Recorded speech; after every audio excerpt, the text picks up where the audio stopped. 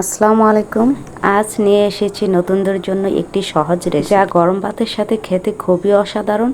আর এই রেসিপিটি ঘরে থাকা কিছু অল্প উপকরণ দিয়ে খুব কম সময়ে তৈরি করা যায়। যারা রাঁধুনিতে একেবারে নতুন তাদের জন্য এই রেসিপিটি একদম সহজ। একবার দেখে নিলে এই রেসিপিটি খুব সহজেই সবাই পেরে যাবে। তাহলে ধৈর্য সহকারে এই রেসিপিটি দেখার জন্য অনুরোধ রইল।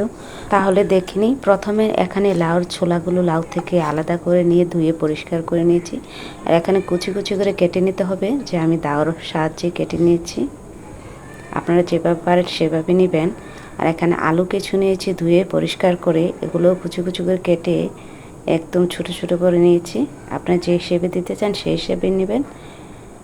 এখানে মরিচ, কাঁচামরিচ আর পেঁয়াজ কুচি করে নিয়েছি। রান্নার সব উপকরণ একসঙ্গে দেখে দিচ্ছি। আজ এই রান্নাটা আমি কুকারে রান্না করব, তাই সব উপকরণ একসঙ্গে নিয়ে নিচ্ছি কুকারে।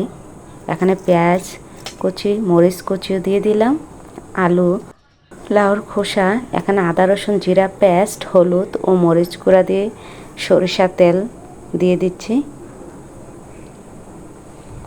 পরিমাণ মতো সরিষার তেলও দিয়ে নেবেন। এখন সবগুলো একসঙ্গে ভালোভাবে মেখে নিতে হবে, যা আমি এখন মেখে নিচ্ছি।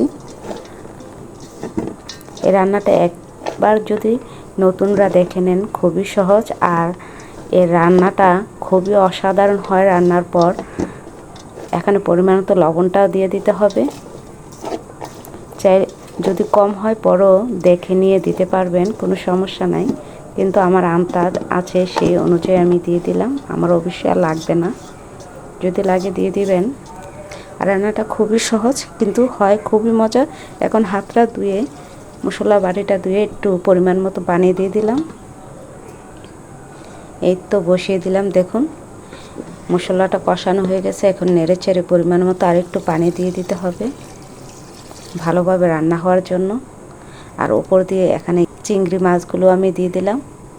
আপনারা চাইলে যে কোনো মাছই দিতে পারেন, তাহলে লাউর সাথে চিংড়ি মাছটা দিলে খুবই জমে যায়। রান্না প্রায় হয়ে এসেছে, এখন চুলা অফ করে দিব। তো আমার রান্না শেষ, এখন পরিবেশন করে দেখাবো। দেখুন খুবই কম সময়ে রান্নাটা করা যায়, আর যে না পারেন তাদের জন্য খুবই সহজ।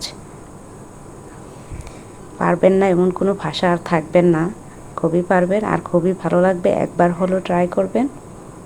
আর ভিডিওটি যদি ভালো লাগে থাকে লাইক, কমেন্ট, শেয়ার ও ফলো করতে ভুলবেন না। আর আমার চ্যানেলটি সাবস্ক্রাইব করে বেল আইকনটি প্রেস করে দিবেন, যাতে করে যদি দেখতে রেসিপিটি ভুলে যান পরবর্তী সময়ে এটি দেখতে পারবেন, নোটিফিকেশন থাকবে।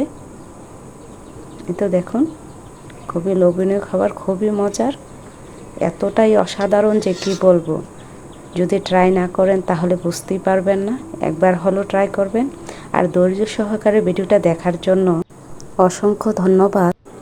রেসিপিটি ট্রাই করার পর আপনাদের কাছে কেমন লাগলো রেসিপিটি, আশা করি আপনাদের অভিমত আমাকে জানাবেন। এই বলে আজ রেসিপিতে বিদায় নিচ্ছি। আসসালামু আলাইকুম।